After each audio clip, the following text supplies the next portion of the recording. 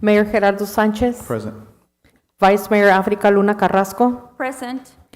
Councilmember Mario Buchanan Jr., Present. Councilmember Luis Cabrera, Present. Councilmember Jose Ponce, Present. Councilmember Matias Rosales.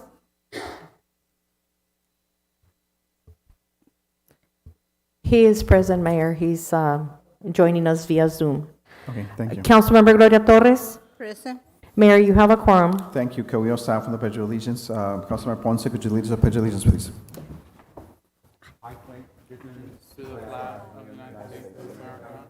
And to the republic for which it stands, one nation, under God, indivisible, with liberty and justice for all.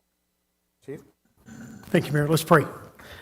Father, we thank you again for your goodness and gracious to each one of us. Thank you for the many gifts that you have given us. We thank you for every person that's represented tonight. We know that there's a long agenda and a lot to get through. So we pray again that you would give us the wisdom and the clarity to make great decisions for this city as we serve them as they have elected us to do. So we thank you for all of your greatness, and we thank you for all your goodness. Thank you for health and safety. We ask it in your name. Amen. Thank you, Chief. We're going to go ahead and go with the proclamations. 4A, Power Talk 21 Day, April 21st, 2022.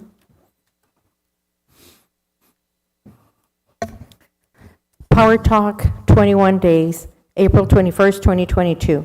Whereas the City of San Luis, Arizona recognizes the importance of parents talking with their teens about alcohol in order to reduce the risks and dangers posed to teen and communities. And whereas high school students who use alcohol or other substances are 5 times more likely to drop out of school or believe good grades are not important.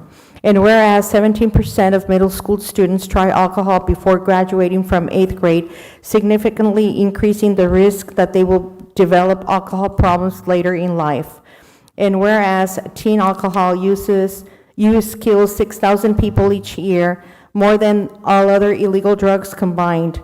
And whereas the majority of kids say their parents are their primary influence when it comes to decisions about drinking alcohol. And whereas Power Talk 21 Day started by Mothers Against Drunk Driving, MAD, in 2011, and is established on April 21st, 2015, to encourage parents and caregivers to embrace their important role in influencing America's youth and their decisions about drinking alcohol. And whereas in 2022, MAD encourages parents to use Power Talk 21 as part of the Power of Parents program to create a sustained and prolonged conversations about underage drinking and other drugs among middle school and high school students.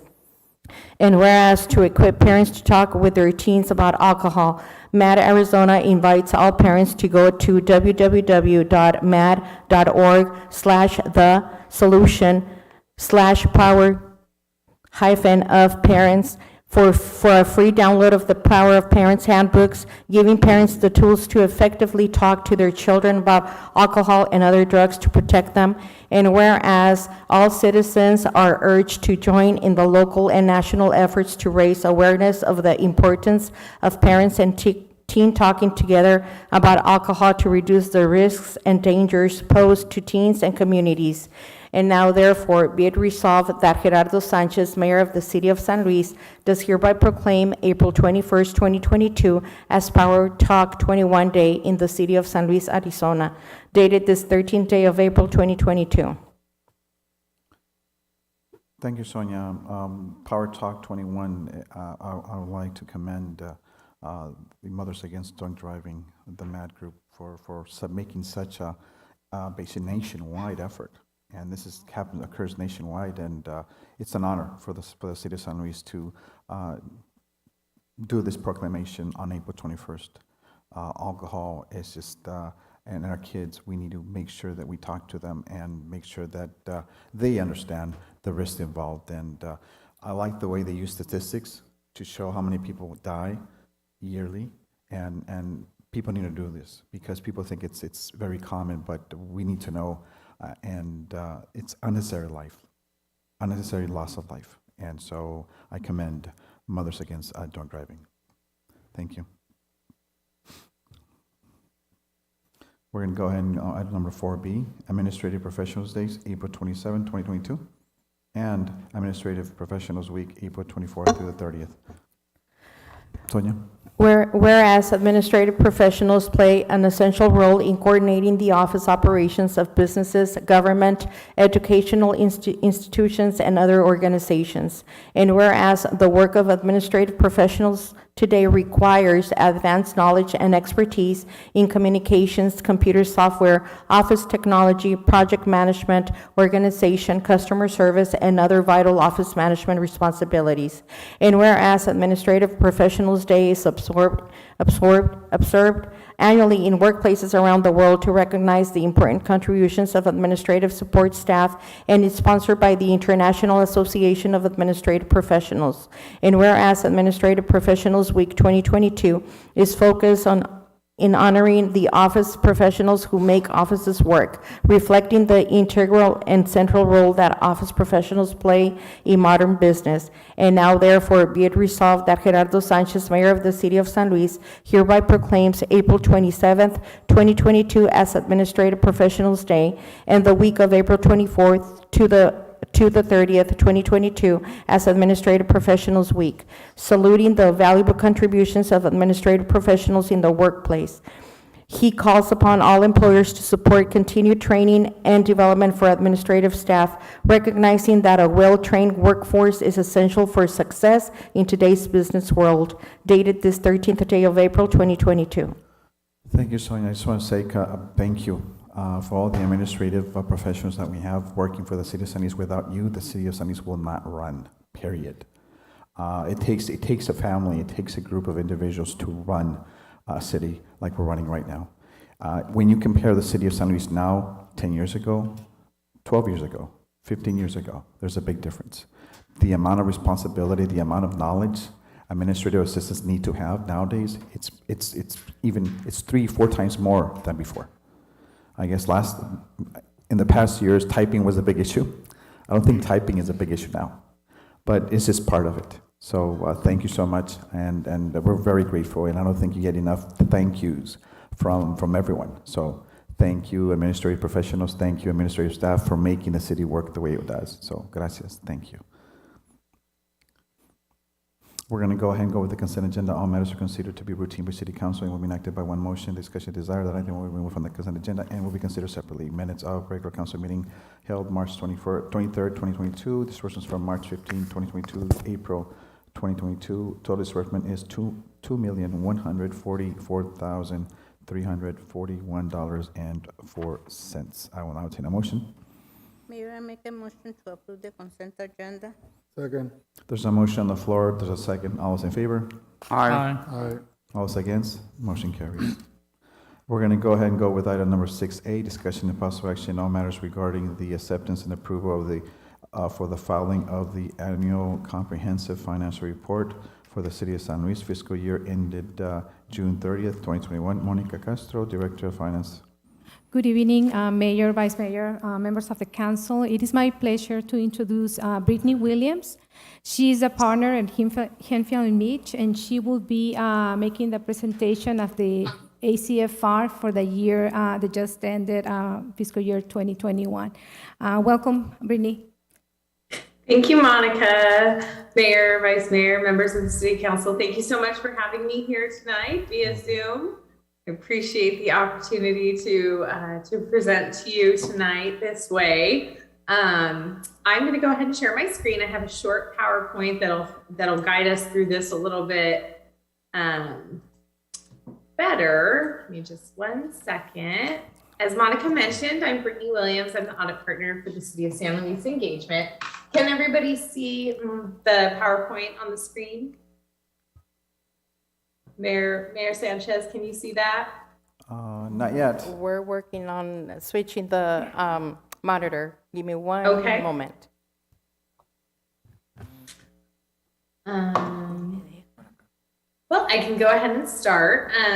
Your council has always been great about having the auditors here and having me here to present the results of the audit, which is I think very proactive and very transparent and a really good practice.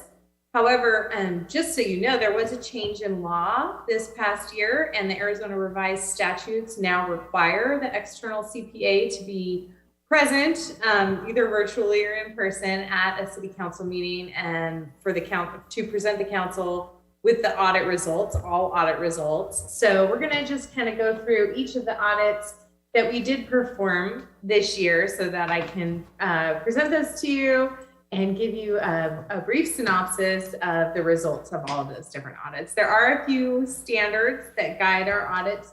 Do you think I should just kind of keep going? Is it not pulling up? Brittany, we have it. It's in our screen. It is. Okay, great. Perfect. Then this is what I'm going to do. 1 second. All right. So these are the standards that guide our audit. First of all, we have to comply with the AICPA statements on auditing standards.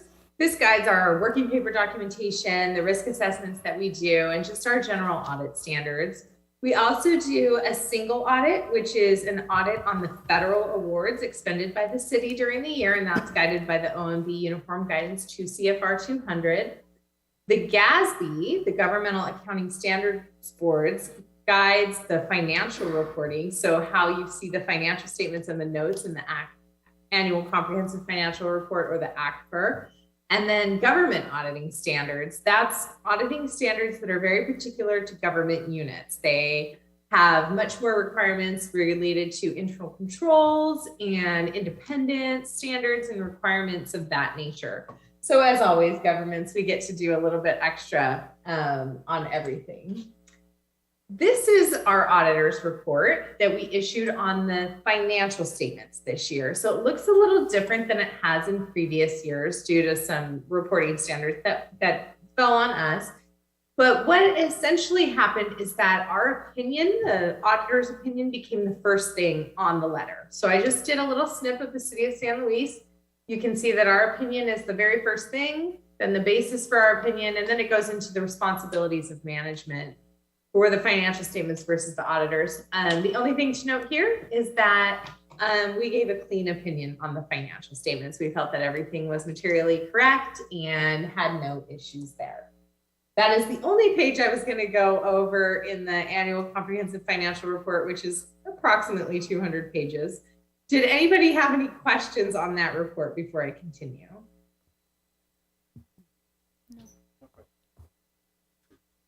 Okay, No questions. I'll keep going. Just to kind of give you a brief synopsis of our annual audit, we did preliminary field work where we come out during the week of August, last week of August, or kind of do a, hybrid with remote audit these days as well.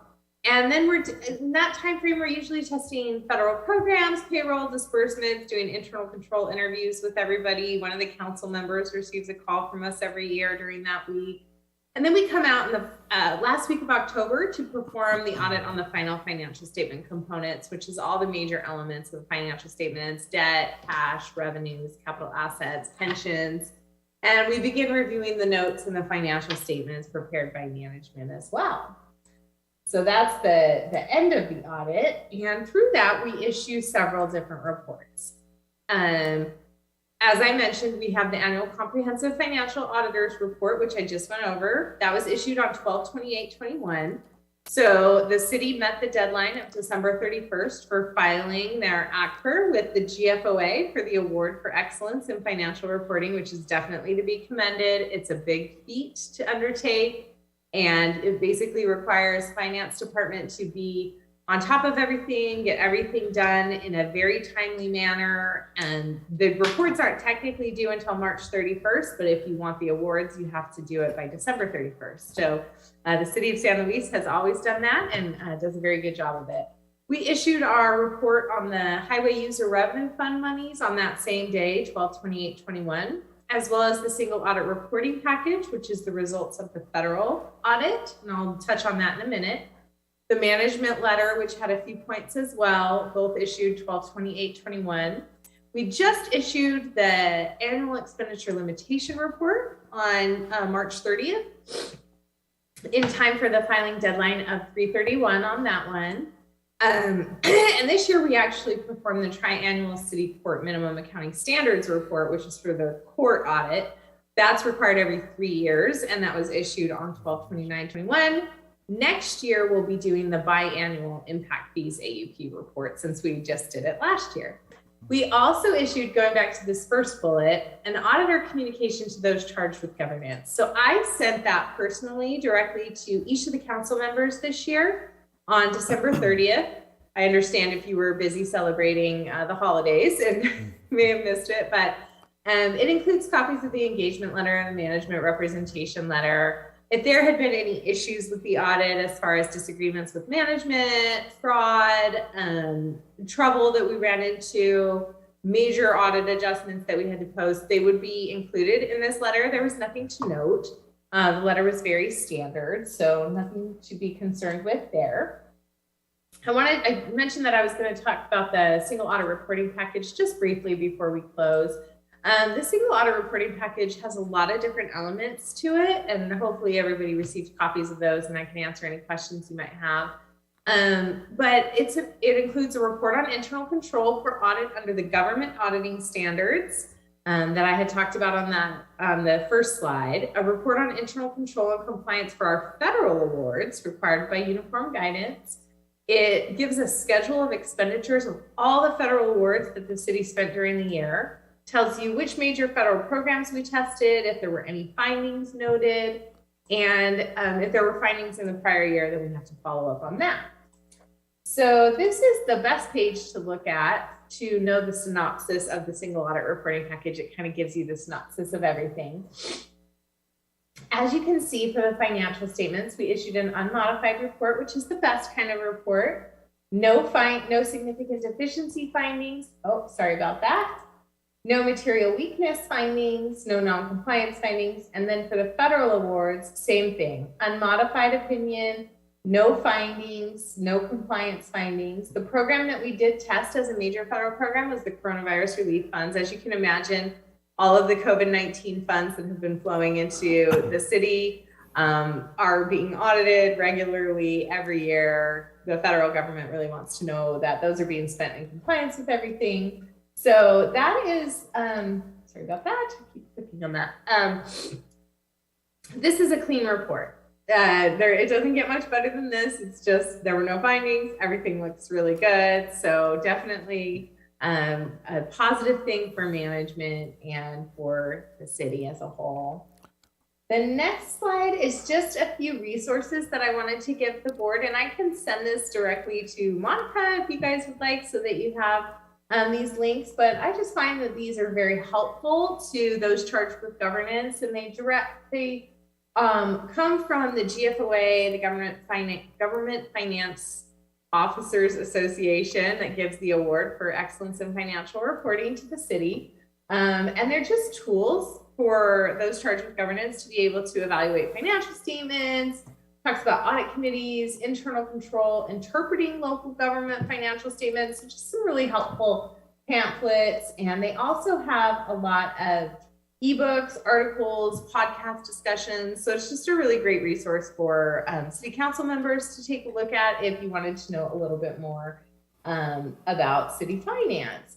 And with that, I will go ahead and turn it back to the council. But before I kind of stop sharing here, I just wanted to share my contact information there. Monica can always get a hold of me. And also just to give a big thank you to Monica, Rolla, everybody in the finance department is so helpful to us, and they're always a pleasure to work with. We really enjoy coming out there and seeing everybody every year, and everybody works really, really hard for the audit. So with that, I will turn it back over to you and see if you have any questions for us. Or for me. Any questions? Brittany, I have no questions. Excellent work, thank you. It's always nice to see no deficiencies. That's always a really nice effort. So thank you, Finance Department. Thank you, all departments, for making a big difference, and that makes a big difference. For those people who question our finances, they should review and report and actually read this 200-page report. And great job. Okay, so you're doing a great job, and we are really proud of what you guys are doing. on a daily basis. So thank you so much. And thank you, staff. Thank you, different departments, for working together. And Brittany, thank you once again. Excellent report. Any questions from council? There's no questions from council. I will now attend, I believe now we need to approve it. I move to accept and approve the filing of the annual comprehensive financial report for the city of San Luis for the fiscal year ended June 30th, 2021. Second. There's a motion on the floor. There's a second. All those in favor? Aye. All those against? Motion carries. Thank you.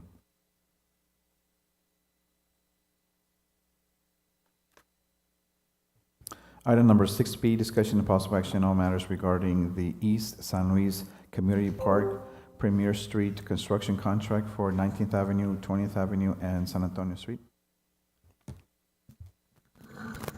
Good evening, Mayor, Vice Mayor, members of council. Raul Ojeda, Director of Public Works. So I bring this item here tonight mainly because we're assisting parks with some of the improvements that are needed as part of the development of the East San Luis Community Park. In this, we have a contractor that's working on adjacent subdivisions right now, and they're actually going to start paving half of San Antonio Street, which is the south perimeter street of the park. So we requested a quote for 3 of the streets that are part of the perimeter of the park, which is 19th, 20th, and San Antonio. And really in efforts to save funds, they don't have to mobilize, they're there already. They're working for a private developer. And we got a quote, and the quote is very reasonable. So we are asking approval to direct hire that contractor to pave those streets.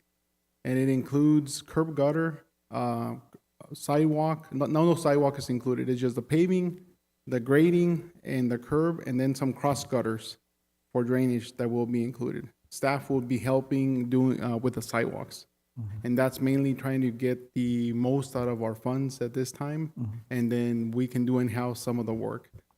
24th Street will also be built soon, but for that, we're gonna go out to bid just because it exceeds the limits that we can direct hire for a project. We're gonna be using HERF funds to fund the project. That's what we have. I'm not sure if there are any questions regarding what we're gonna be moving forward with, if approved. Excellent project. No, I have no questions. Any questions for council? Yes, sir. No, sir. If not, I'll entertain a motion. Mayor, I move to approve and award the construction of the East San Luis Community Park Perimeter Road improvement to Evans Custom Concrete LLC in the amount of $245,897, utilizing non-ARPA funds, and to waive formal procurement code for the reasons presented. Second. There's a motion on the floor. There's a second. All those in favor? Aye. All those against? Motion carries. Thank you, Mr. Soto. Thank you. Item number 16, discussion and possible action on matters regarding the 4th Avenue Road widening improvements contract. Mr. Locavera, Public Works. On this project, this is something that was not originally in the budget, but this project started with some of the improvements that the Comité Apartments are doing. As part of the project, the apartments project, 4th Avenue needed to be realigned horizontally and also vertically for better visibility. And with that, it required a road closure. So part of our standards require bike lane on their side, and they're going to be adding curb sidewalk and their portion of the improvements. So what we're doing here, we're recommending we move forward and do the full width across that portion of the hill. That way, in the future, we don't have to close it down again. We don't have to try and get the curb and sidewalk on our side, on the public works yard side, as well as the bike lane. So what we're asking, see if we can get approval to do our portion of the work on the east side of the street. Yeah. And that would improve that portion, starting on the south property line of the apartments, and go through the canal, through that first entrance into Las Brisas, and then it's going to transition over to the existing. That whole stretch will have a center lane for turning movements. So when traffic is turning into apartments, into Las Brisas, there's free-flowing traffic on both sides. That way, it'll flow a lot better. So with that, we got a proposal for also Evans, because they're the same ones also working on that roadway. They're the ones grading the street right now in efforts to save funding in mobilization costs again, going out to bid. That's why we went this route, and we have a very reasonable bid or quote from Evans Custom Concrete, and staff think that this is a good way to go, move forward and get this work done. Makes sense. Any questions on council? No, sir. If not, I'll entertain a motion. Mayor, I move to approve and award the Fourth Avenue Road widening improvements construction to Evans Custom Concrete LLC in the amount of Second. Oh, sorry. what is it? $111,269. Authorize the use of funds from the capital outlay improvement roads and account and to waive formal procurement code for the reasons presented. Second. There's a motion, there's a second. All those in favor? Aye. Aye. All those against? Motion carries. Thank you, Mr. Vera. Thank you. We're going to go ahead and go with item, let's see here, Mr. Vera. Item number 6D, update followed by discussion and possible action on matters regarding the selection of a proposal from a consultant agency to assist with the recruitment of city manager. Okay? Good evening, Mayor and council members. This item is a follow-up on March, yes, that's what, it's the word, I'm sorry, I'm talking. If you could go ahead and put the word up there, the Word document. Okay. This is a follow-up on the March 23rd item on recruitment for a city manager. And there's 2 contracts that are under consideration or proposals. CPS HR Consulting and Prothman. And so I just went through and compared them. They're very similar. They both have nationwide searches. The experience is very close. One is 19 years, the other's 20 years. Recruitment activity, so these are professional recruiters that don't just put advertisements out there. They seek people who are good at their job and try to entice them away. And so that's what they both do, in addition to the regular advertising. Their timelines are similar, 14 to 16 weeks for CPS and about 12 weeks for Prothman. Professional fees, CPS is more. It's $25,000. Protham is $20,500. They both, in addition to that, have expenses that are like travel, advertising. CPS did not itemize their expenses, but Protham does have estimates of how much they would spend on our project.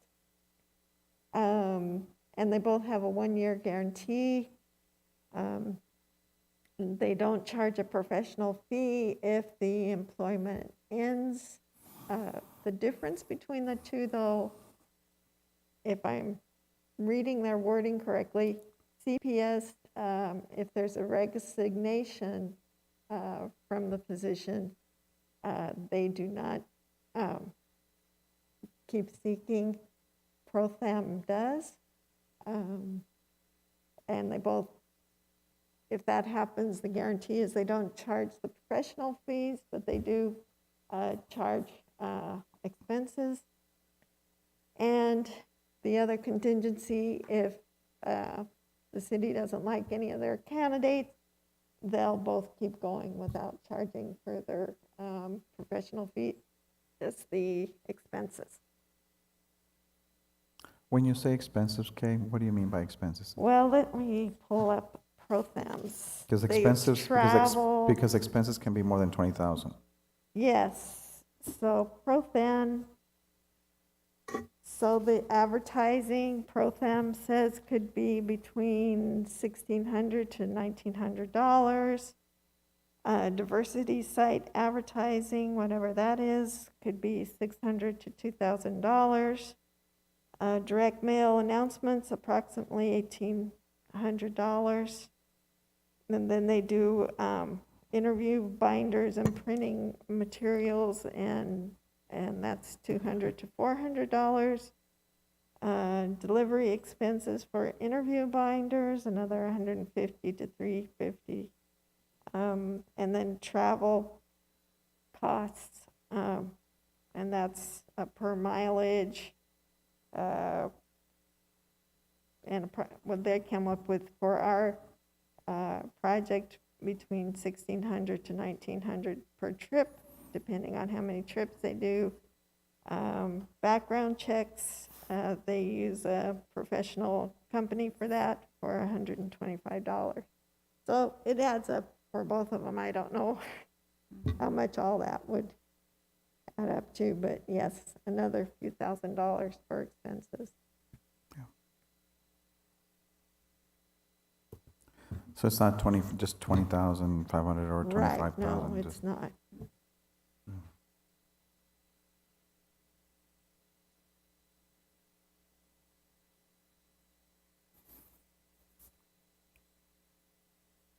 Questions by council? No, sir. No questions? Mayor, good evening. So if we have, the 20,000 is not gonna cover the full amount, then they're still gonna No. charge more for traveling and all those other things? Yes, advertising, Because I brochures to know, recruit. the company that did, the HR director, did they give us a quote? I wasn't involved in that one. Because I know that one, they charged a percentage of the salary. I believe it was like 33%. I went back to the meeting that was held when that was selected and looked at the minutes, and that was the cost, and there wasn't any surprise charges towards the upcoming. Because I mean, if we're gonna say yes, let's go with the 20,500, and then 2 months down the road they're like, oh, it's gonna be an additional $10,000-$15,000, then I don't think that's very smart to do. I was involved with if we're still using the same firm for the first go round for the HR, but I don't recall that contract in detail. Okay, did we actually talk to the people who helped us with the HR director? I did, yes, I talked to her. The first one, I'm not sure if they've switched since then. Maria? Is it Sylvia, the one that used? Yeah. I know that Ralph was put on that project, and he had plenty of discussions So with her. you did talk to Sylvia and offer her the possibility of that position Oh, also? for this position? Yes. That I Should- don't know. So should we, Mayor, then just wait off until Louis is back, next meeting, table item? I really liked how the HR went through. When they give you these flat fees, but yet they don't give you an estimized item, that means it's going to be more. And we've worked with Sylvia before, if anything. I would rather see what she says, their firm says, because we haven't had a problem with them. And they're upfront, yes, they tend to be more than 20,000 but they're upfront and tell you this is how much it's going to be. They're not going to charge you for paper clips. And these people are going to charge you for paper clips. So we're not going to take any action on this item at this point in time? There is a motion that I put bunch of blanks in there because I wasn't sure if you wanted to go with one of the firms or move to do something else. I will now entertain a motion to continue this item to our next scheduled meeting. Second. There's a motion, there's a second. All those in favor? Aye. All those against? Motion carries. Thank you, Kay. Thank you very much. Item number 6E, discussion and possible action on all matters regarding resolution number 2212, a resolution of the mayor and city council of the city of San Luis, Arizona, ratifying and approving creation of positions in the classified service of the city, amending the classification and service plan of the city, superseding any conflicting provisions of existing regulations or policies providing for severability and declaring an emergency. Maria Munoz, Human Yes, sir. Resources. Good evening, Mayor, Vice Mayor, Council members. Maria Munoz from HR Human Resource Coordinator. So this item is to ratify and formally place there's 7 positions in the classified service plan. The first 2 were adopted through the budget retreat for fiscal year 2021. It's for the court security officer. Once again, this was already budgeted for that position and it was approved. The security officer position is currently filled. The second position, the network and IT security administrator, that was budgeted for position approved. HR is actually actively recruiting for right now, so the position is vacant.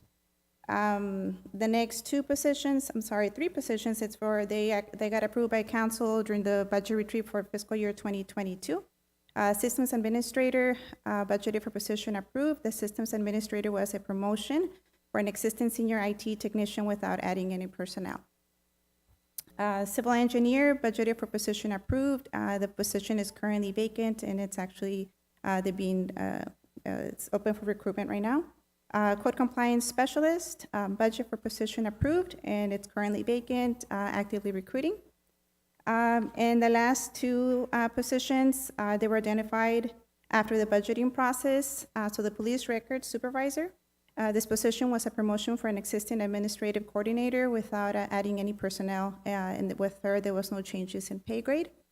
And the last position, the IT manager position, was reclassified to a higher pay grade due to the incumbent's top technology authority within the department and the result of the labor market analysis.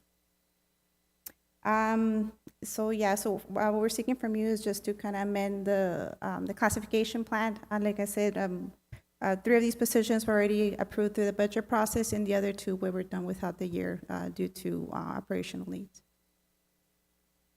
Could you define why we're doing this as an emergency? Just so that it is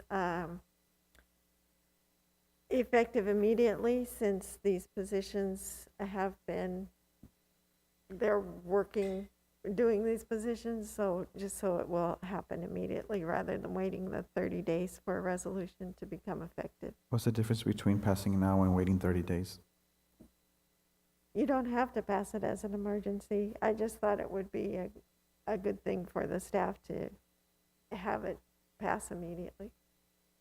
It gives the 30 days is in the statutes to allow for a referendum on the item.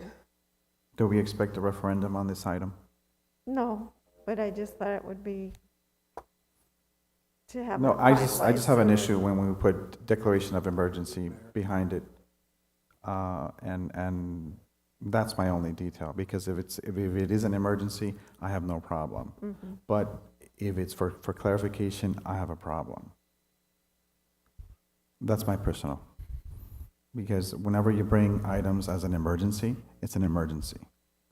If it's for clearing up positions or clearing up, 30 days is fine. We can do the motion without the emergency, Mhm. and I can have you sign a resolution that doesn't have it on tomorrow. Yeah. No, it's because people look at those emergencies Mhm. and then they start asking questions. Why are these emergencies? And the thing is, you don't answer, I answer to them. And I just want to know why I'm declaring this an emergency. Mhm. So just when we use those words, people tend to look at what was the actual emergency. Mhm. And so it is not an emergency. And for clarification, it went through the council, it went through the retreat. Several hours were spent discussing these items. And so it's not an emergency. It's necessity. It's a necessity. But just, that was my point of clarification. Okay, King? Duly noted. Okay, so I did read something on the item, though, that said that because we failed to send a report or something to, trying to look up as we speak, we didn't send a report somewhere. That's why you were putting it as an emergency. That's on a different item, not on this Oh, item. okay. Yeah. I got confused. Good job. thank you. So I will now entertain a motion of this item. There's no more questions without an emergency. Yes, you can, I move, the motion would then be, I move to approve and ratify Resolution 2212 as presented. Mayor, I move to approve and ratify Resolution 2212 as presented. Second. There's a motion on the floor. There's a second. All those in favor? Aye. Aye. Aye. All those against? Motion carries. Thank you, Maria. Let's see here. Item number 6F, discussion possible action on matters regarding resolution of the mayor and city council of the city of San Luis, Arizona, amending the classification service plan to create 14 positions, superseding any conflicting provisions and providing for suitability and policies providing for suitability and declaring an emergency. Maria? Yes, sir. So the 14 positions, I just wanted to clarify something real quick before going into detail for each position. These were, some of these positions, so these positions did not go through the budget process. So these are new positions, and we're trying to bring them on during this fiscal year if possible and approved. There's not going to be any new personnel, Adam. So they're new positions in the classification plan because they weren't on there before. But it's not to add any new personnel, any new bodies into the departments. These also got approved, got reviewed by management for budgeting purposes, and we got recommendations from CPS as well. So Were these positions talked about like on a retreat? Did they go to council beforehand? I'm sorry, sir. Were these positions talked about like in a retreat or like the ones previously? No, sir. No, these are new, totally new. And they weren't approved through the budget process like all the other ones, like most of the other ones. So they're not on the budget?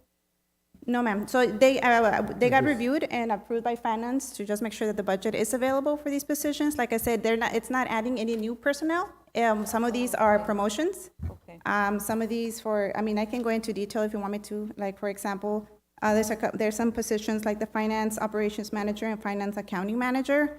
The recommendation from CPS, we requested to have a restructuring analysis, and actually CPS is on the line too if you need additional information. So according to the recommendation that we received, the way that the finance department is structured right now, the assistant director of finance is usually based for bigger municipalities when there's more levels of there's more levels of supervisors within the department. So that's the one right now. Go ahead, Monica. She can explain more in detail. Good evening, Mayor, Vice Mayor, members of the council. I want to address the question that you did first about whether these positions were reviewed on the budget retreat. They were not, but they were discussed in numerous occasions. There are several positions. We have the public works operators, things that have been becoming a need for the city. But because of the constraints of HR, we were not able to address them on time for the budget. But, and I think that is the reason also on this one that Kay is mentioning as an emergency, because we can certainly wait for the budget and evaluate these new positions, and if council approves them, get them started in July. But if we do that, we already have waited several months through the process because unfortunately HR has been very busy. So for us, department heads to get this done has taken quite some time. Ideally, we would have liked to have this done maybe in October, but one thing happens after the other and it continues like delaying this process. So the department heads, we talked to city manager and we said, you know what? This is a situation that requires for us to address now, not wait for the budget retreat, because if not, we want to wait until July to make this effective. And we need to have that the positions that we are requesting are need based on the departments.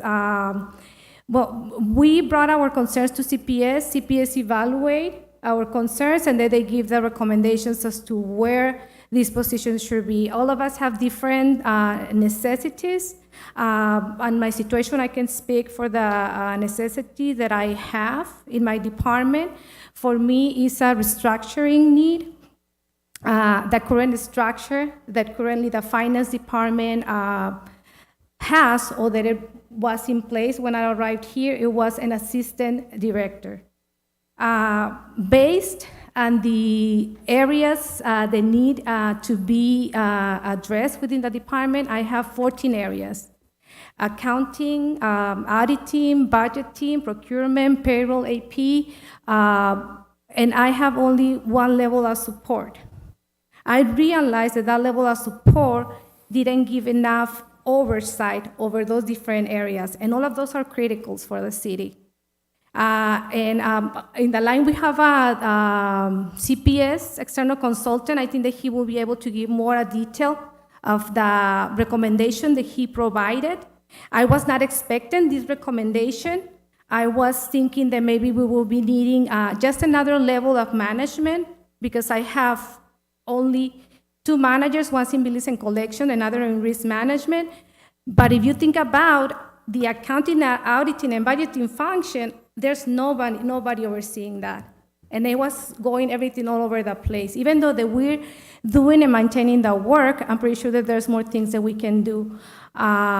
So what CPS is proposing is to split the responsibilities. One is financial analysis and operations. This position will concentrate on everything that is operations: procurement, payroll, risk management, budgeting. The other area will concentrate on auditing, grants, accounting, bookkeeping, revenue collection, billing and collection. So if you think about that, I need that structure to be able to support me. What CPS mentioned to me when he talked to me and presented that proposal, because I was thinking, that's weird, like I never have thought about that. And he said, well, big cities, they do have one assistant, but because they have a manager of payroll, they have a manager of procurement, they have a manager of AP. You don't have any level of support, and only one manager at the top overseeing all of that. That's too much to handle, and really, there's not appropriate oversight. Operations, there is not operational efficiency. So, and that was a recommendation. Initially, I was a little bit reluctant to that concept. And what CPS mentioned to me, well, at the end of the day, it's management decision. I discussed it with city manager. And at the end of the day, we concurred that that was the best way to move forward. And that is in respect of my department's needs for water. And I can speak very shortly because I have been involved in that. I know Public Works Director have expressed the difficulty that he has for accounting for the different certifications that there is. All the employees were placed in one pile in the one class, and there was no differentiation over the certifications that they have. That created a deterioration of the morale of the employees. So we needed to have that 1, 2, 3, and 4, depending on the certifications that we have. That is pretty much what is driving the request of Public Works. That I'm familiar with. And as I mentioned, those are not positions that we discuss on the budget retreat, but that for us as managers is becoming of importance to correct, because right now as it is, I am short one accountant. Because right now I have 2 persons assisting me, and I need to move into that direction so I can fill my accountant position. And if the position is not approved, I just need to find another way on how we're gonna move forward. So I'm not sure if I don't want to speak too much because it's a long subject. Also on the line, we have the CPS consultant. He'll be happy to respond any questions that you have about how he arrived to those recommendations. As I mentioned, this is not something we rely on expert advice, a person that looked into other municipalities, that they looked into how other municipalities work.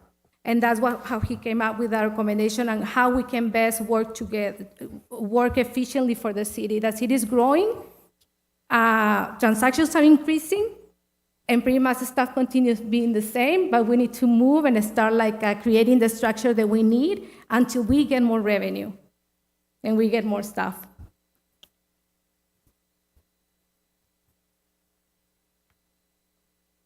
Financing is the department of the city. So is Public Works, so is the Police Department, so is Fire. So we have all different departments out there. And the thing is, I fear the process of what happened right now, because there's a process of going through council. There's a reason why we have a retreat, because at the end of the day, you may make recommendations, but we're responsible for the budget because we approve that budget. And so I understand that your department needs help, but I also understand other departments. I know restructuring needs to happen, not only in your department, Fire, Police, Public Works, humongous department. Wastewater, Parks, it's a humongous department. And the thing is, and I think every department needs to be looked at individually, and we need to look at the needs of each individual department. And so CPS can be here, recommend all they want, but I would definitely want to see a written recommendation by them and discuss these items so the public will know we're not just creating positions because we understand there's needs, but at the end of the day, we are responsible to our public. And this used to happen before. Positions were created out of the blues. And at the end of the day, 1 year, over 200 positions were created, I believe, because of the needs of that current administration. So we need to be careful because I know you guys do a great job, but I know other departments have other needs also. And so by you declaring an emergency also here, ooh. Yeah, and I think that, even waiting 30 days, hey, not being an emergency is better than waiting until July. I just want to mention also that I know that you mentioned that this has been done in the past, but right now, for us, we want to be transparent. We don't want to do things. We don't want to be sorry and then act, and then afterwards ask for forgiveness and say, oops, we did it and I'm sorry. Right now, we are being very, very straightforward, very transparent. We don't want to do nothing that you don't approve of. All of you are council. We respect your decision. If you don't approve it, that's fine. We move forward and we proceed as you recommend us. We're just right now explaining the situation.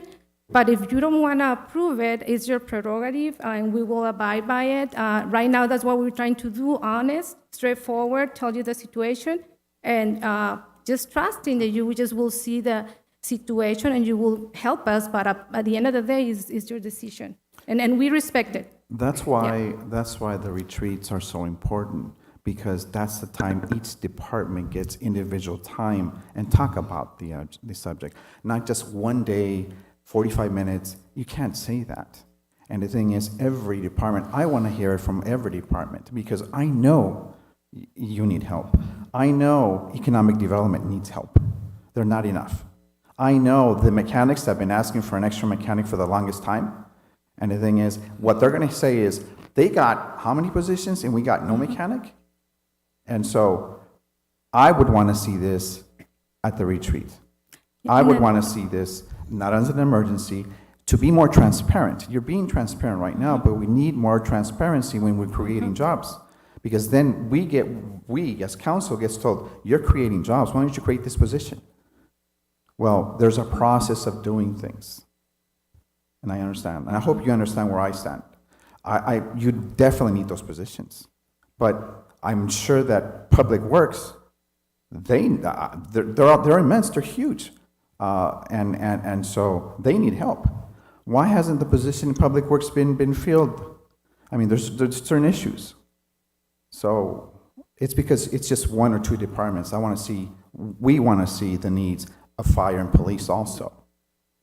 And so that's the only issue I have. Yeah, and right now, Mayor, if I may, we're just following the direction and the retreat. You mentioned about public works, and you mentioned look at this Yeah. situation ASAP. Unfortunately, got delayed, but I understand, and we can wait on the budget retreat, and we can go along the lines like, it's fine. And it's not just me, I hear it. I want to see all departments there. Yeah. I want to see that all departments bring their positions, because I believe we need to restructure again. The city is growing, and I think we need to be smart about it, and all departments need to analyze, do we need to restructure? Do we need more managers or positions in that position? I would rather see approve all kinds of modifications in all departments, not just one. Because one has a tendency to be, then they'll say, well, that department is more important than this department. Every department is important. And I think we need to do some restructuring in the fact that people need to be supervised, maybe, but maybe there's a lot of people doing a lot of extra stuff already, and they should be recognized also. And so I just don't want to say it's just one department or the other. I want to hear from all departments. And the thing is, And you will hear on the budget retreat, Mayor. Thank you very much. Appreciate your input. Yeah. I want to ask, so with these 14 positions, 14 new employees to the city, or just modifying the current staff that we currently have? It would not create additional positions. They're already employed by the city. It will just merely reclassify these employees to the duties that they're already doing. So here, who is hurting the most is the employee, because they're already doing those functions. So it will be just for them doing the work without being compensated. And that would be effective Until, we will put it on, right now on delay, it will be until July if for the approved, budget. if that's what council wish to do. Okay. Thank you. any more questions, concerns? Thank you, Monica. Okay, thank you so much. Appreciate it.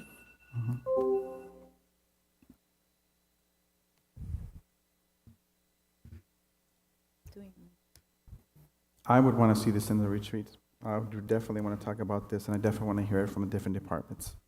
I'm not against the reclassification. We always reclassify. But when you declare an emergency, that's another issue también. So I think we need to restructure. I think we need to look at all departments, dedicate some time. We're busy doing work. We're busy. Everyone's doing work. Everyone's being overwhelmed. And I would want to see each department head talk about their needs. And the thing is, I want to make sure that council hears those needs, and we make those adjustments completely, not in sections. We have a tendency to do things in sections. At the end of the day, certain departments don't get heard or they don't get modified for many years. And I would want to see this. I want to discuss this. I want to discuss the needs of all departments.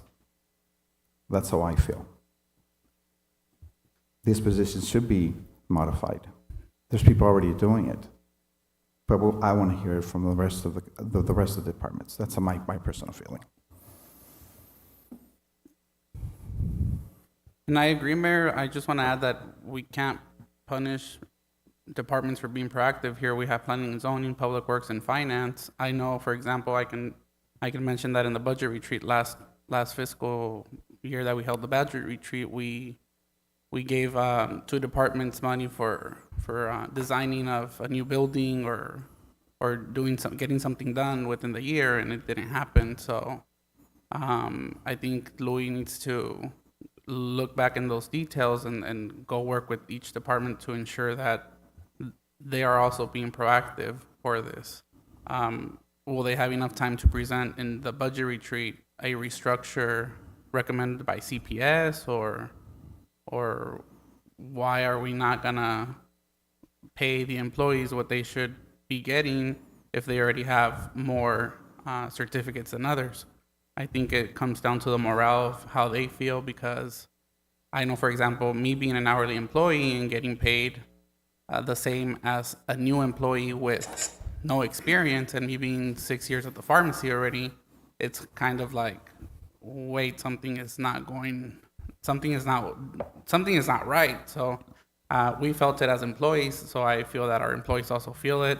It's not that they're hiring 14 people, it's just that they're ratifying these positions. So they're willing to take it without an emergency. So I believe that we should move forward with the resolution, just not declare it an emergency, and make sure that all the departments do this process during the budget retreat as well. Well, you just mentioned it during the process of the retreat. The thing is, are these the only 14 individuals who are not being compensated for what they do? No. There's a lot more people out there. So, Mr. Vera. Can I ask something real quick, Mayor? Sorry. To the mayor's point, why are we only reviewing 14? What happened to the other departments that are being are they being overlooked? Is it that department heads aren't speaking up for their employees? Yeah. Or were they waiting for the budget retreat? Or, I agree with waiting for the budget retreat, but I also understand Councilmember Cabrera's point that we already have employees performing all the duties and that they should be compensated for, but to be fair, all the other departments need to be evaluated as well. I want to mention, just for clarification, the city has two issues. One is giving competitive salaries to its employees. That's one issue. And that's something that affects all the employees in the city. If you ask, everybody will tell you, like, especially now with the cost of living and inflation, I can say that we're getting behind again.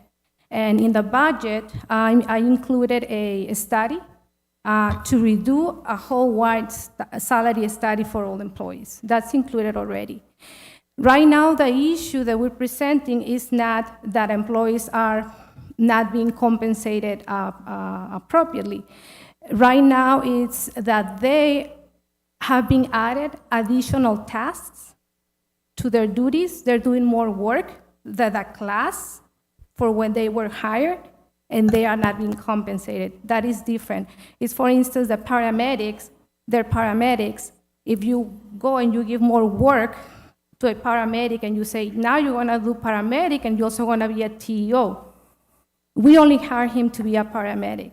So that's what we're trying to fix. This is not a situation that all the employees in the city are. These are particular situations that's the reason that only were addressed to certain employees, and and this is something that is not limited just to one department. You can see that there's a combination of departments: public works, planning and zoning, finance. If it would be something limited or that we were excluding, everybody can go to a chat and say, hey, I have this situation. I have this employee that has not been compensated to the duties, and it's been looked up. That's something that is good that we do as a city.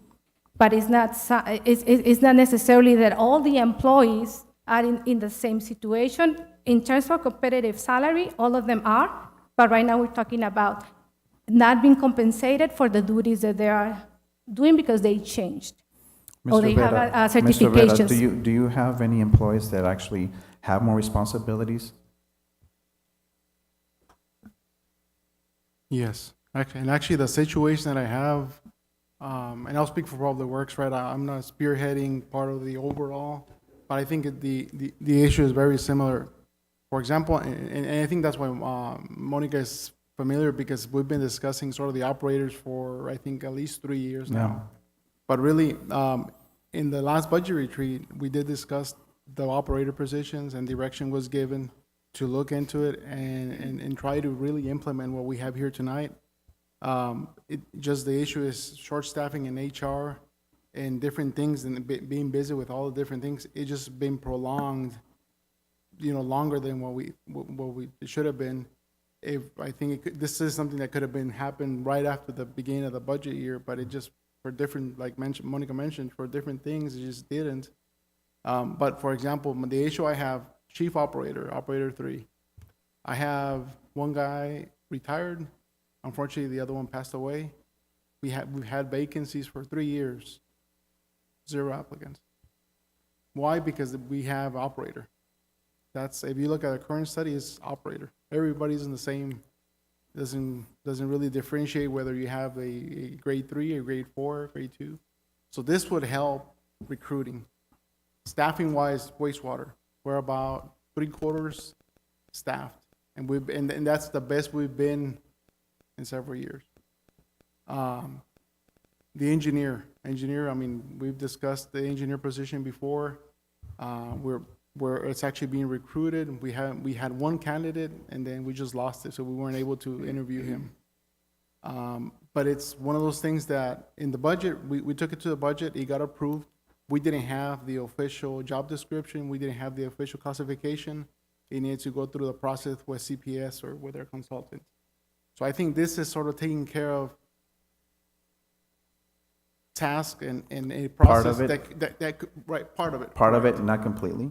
I agree 100%, but it was, at least for Public Works, all those positions were things that were discussed during the retreat and that were sort of directed for us to take care of. It's been a little bit slower than what it should have been or could have been. But that's how I see it from the Public Works standpoint. I'm not sure for the entire project. I'm thinking is very similar. Yeah. Chief, Police?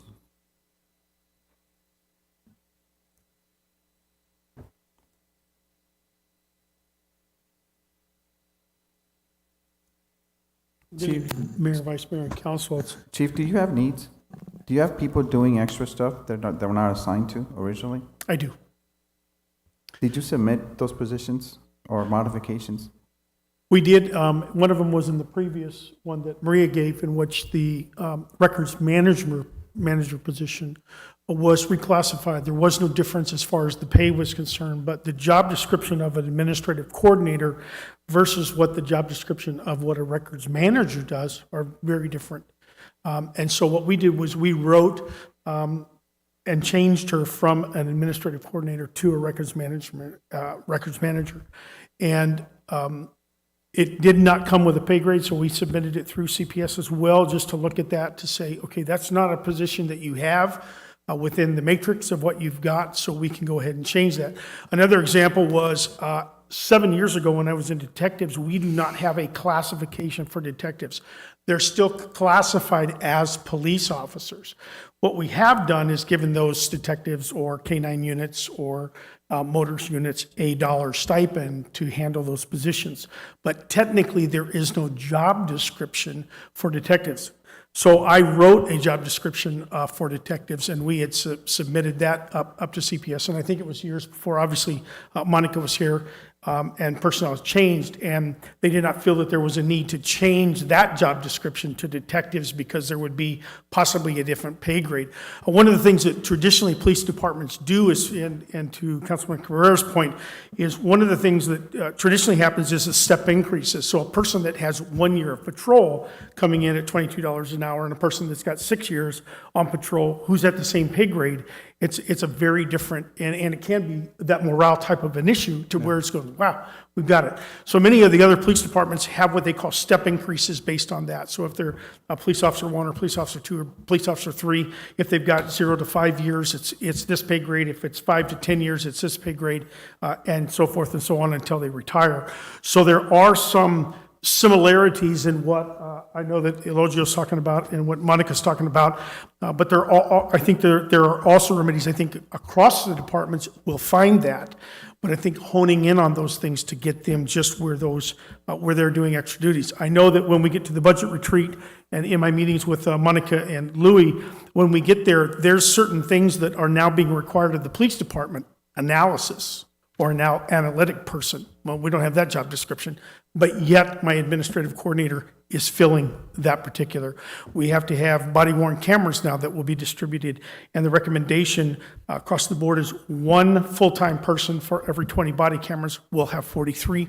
That's 2 full-time positions of simply what is called a body camera reductionist or analytics person, yet we haven't even created that position, so that's going to have to fall to evidence technicians, a CID, coordinator that we're going to ask for within our budget as far as that's concerned. And so there are certain positions that we think that we can fill them with, but it doesn't necessarily meet the entire job description. And the way in which we get away with it is other duties as assigned. So I can hear what's being said, but I can also hear what's being said on your part as well, because I think that we all try to face that. And I think getting to the next point is that when we come into you with a 5 or 10-year master plan as to what our departments look like, which I think I submitted 3 years ago, we've really already accomplished about 75% of that plan. So in ours, as we're updating it, what should we look like 5 to 10 years from now, and what creation of positions should we have based on what we think the needs will be at that point, and what would those job descriptions look like, or what would those titles look like? I hope that clarifies maybe a few things. It clarifies that. That's my biggest concern. There's a lot of departments in the city that needs restructuring. We need to compensate for those people. It's not that we're discriminating people, but the thing is, people should be compensated for doing extra work. And the thing is, all departments are important. And the thing is, I just want to make sure, and no one from fire is here, because I've heard an earful of things that need to be done. Positions need to be created. And the thing is, and it's just starting the trend. And that's why we want retreats. That's why we want to go through the process. And we want staff to be proactive also. Yes, Mayor, and I just want to clarify with Chief Jessup. You mentioning that you need new positions, and we just had our budget about new positions. I don't recall you saying, I need a new position that is not in that structure.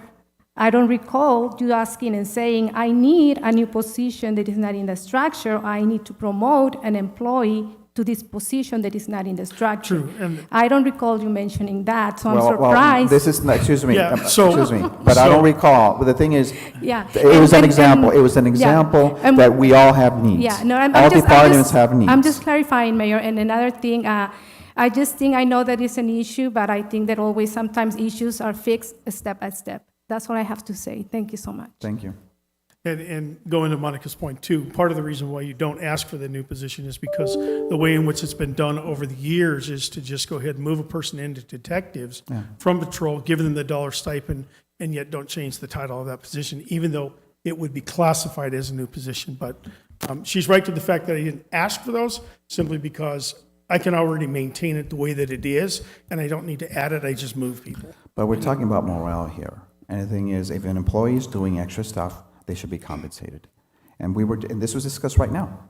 And the thing is, people are being recognized for doing extra duties.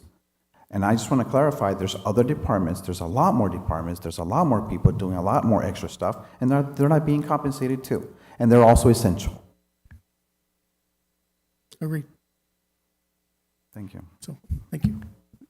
I think one of the perks you have, Chief, is that you're able to add that additional stipend for your officers to take the roles on. Agreed. It might not be the full salary, but at least you have the possibility to go back and. And I wish everyone had stipends.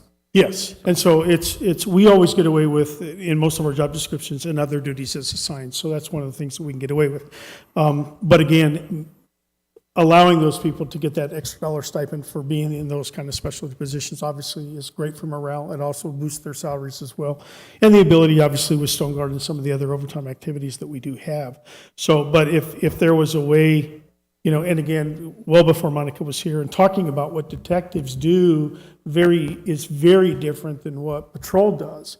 And so having that job classification, of which most departments do have, is you are a detective, that's your job description, and these are your job tasks, and it's very different, whereas we don't have that, which would be creation of a new position to do that. And again, would you then compensate them a little bit more because they're doing other things, working with county attorneys, city prosecutors, judges, and investigations, and sometimes having to go out of town and investigate those things as well. So, normal patrol doesn't do that. So, as like I said, as a department head, I know what I try to do is I just simply try to sit down and go, how do I get the best out of my employees? How are they compensated to the best? Because I think it's really about the morale of the department. And as like I said, I don't have people leaving to go other places. I've only had 3 in 5 years that have left to actually take different jobs. The rest of them left on their own accord or something like that. But that's just an added 2 cents. But thank you. Thank you, Chief. Appreciate it. I honestly believe that we need to discuss this issue more. I think we should actually look at the whole restructuring. I think there's a lot of positions, there's a lot of people, and when we talk about morale, let's talk about morale about people doing extra jobs not being compensated. I think we need to look at departments. We've already done a lot. We've increased salaries. We're being competitive, and I know it's difficult, but at the same time, we need to recognize those employees who are doing that extra duties and not being compensated. And it's only fair for everyone, not just one department or two.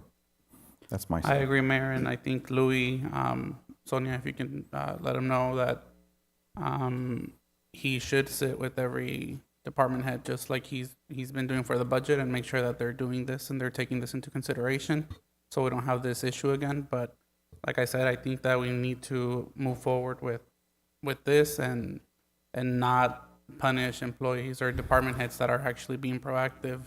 We're not and punishing. getting this When you done. mention punishing, So- we're not punishing. What I'm saying, we need to recognize that the city has needs.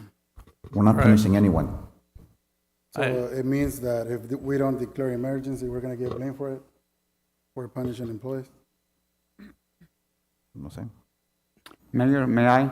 Is that gonna happen if we don't declare emergency? No, I'm trying to be fair, and I'm trying to be that all departments have needs. I know for a fact the fire needs that. They have positions that they need, and the thing is, we need to go through the process. That's why we have retreats. That's why we talk about positions. Every single previous position was discussed during the retreat, and we justified it. We Except justified two. it to the public. Two or not. I think one was at police, you said, Maria, and then the other one was for planning and zoning, and we still went forward with those, so why not move forward with the 14? So I would like to make a motion to approve No, Resolution Wait, wait, 2213. May I? I do not recognize it. May I? Yes. Okay. I agree with one thing, Mayor, that one day for the budget retreat is not enough. I think you're right. I mean, I think we need more time to discuss and to talk to every single department, especially that, so we won't get this kind of discussion that we're having right now. Thank you. Well, I'd like to make my motion to approve Resolution number 2213 to create the positions as presented. Second. There's a motion on the floor. There's a second. All those in favor? Aye. All those against? Nay.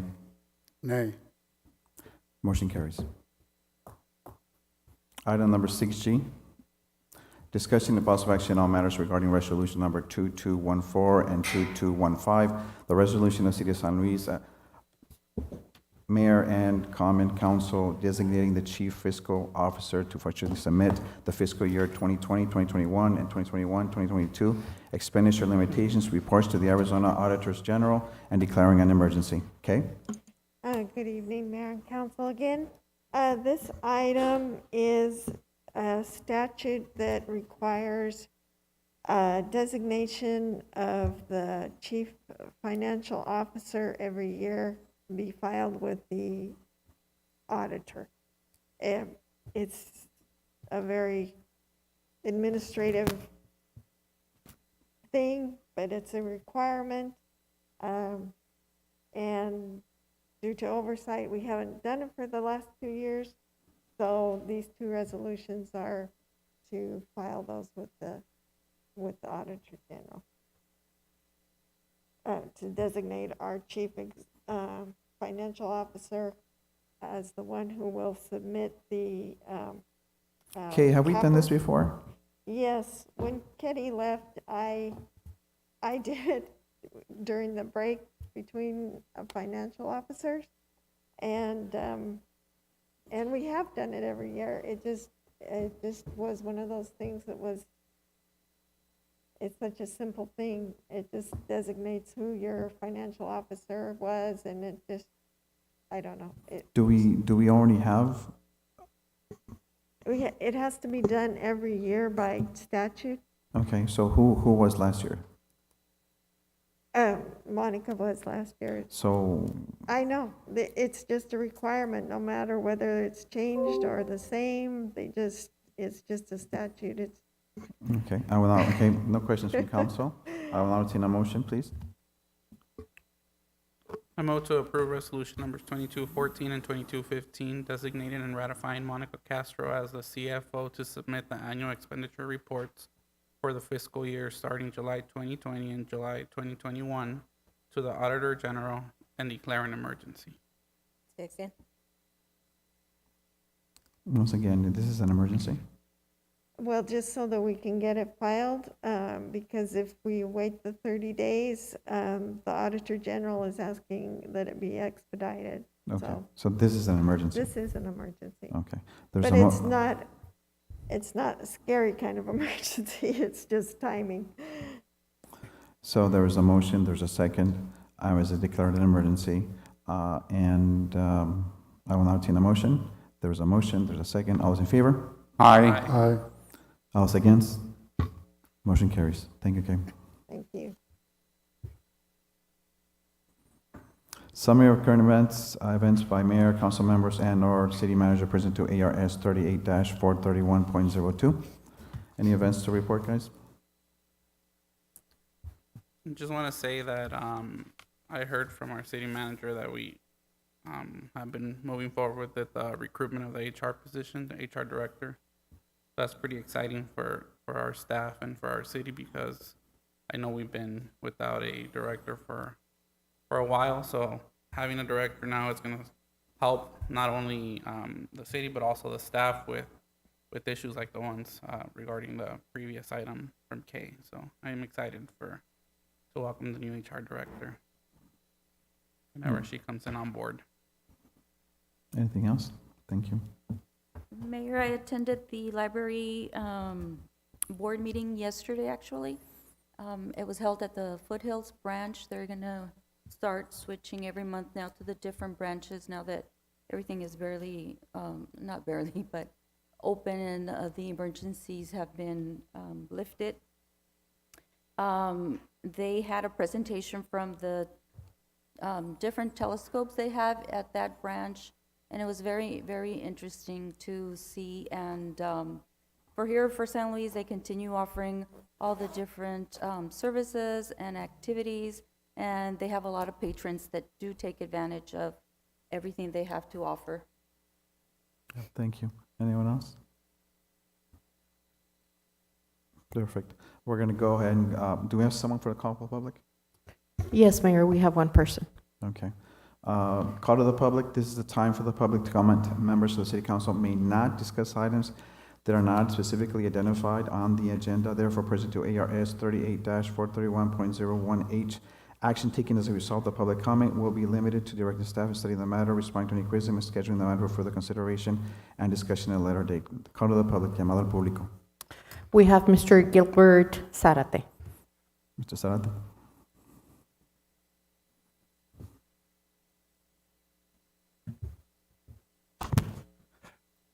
Good afternoon, Mayor and City Councils. I'm back again with the same question. Mrs. Africa Luna, I know they put charges on you, 3. What's going to happen? Are you going to sit there? Are you going to defend yourself, what you did?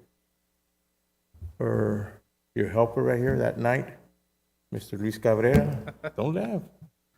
There's proof you were there, okay? I hope you do something about it. I'm here asking what's going to happen. I asked the mayor last time I came. You weren't here. I'll change my language now in Spanish. La ciudad no es de ustedes, la ciudad es de todos. Queremos lo mejor para todos. Un representante que cometió una falta que yo pienso que debe separarse hasta que la solución tenga la Corte de Yuma, le dé la solución y que sea lo más correcto, junto con su ayudante de esa noche. Espero que no ande ofreciendo trabajos a familiares. Y se lo digo porque un familiar suyo me lo comentó y usted le ofreció trabajo. Ustedes saben a quién le dijo hace un par de semanas. Eso, yo creo que para eso tenemos un departamento HR para que dé trabajos. Por andar recomendando todavía. pero no ande ofreciendo trabajos si usted no es el dueño de la ciudad, no es una compañía que usted tenga. Deje que vengan y hagan una solicitud, el que quiera. Y usted, por favor, si tiene un poco de dignidad, haga algo por usted.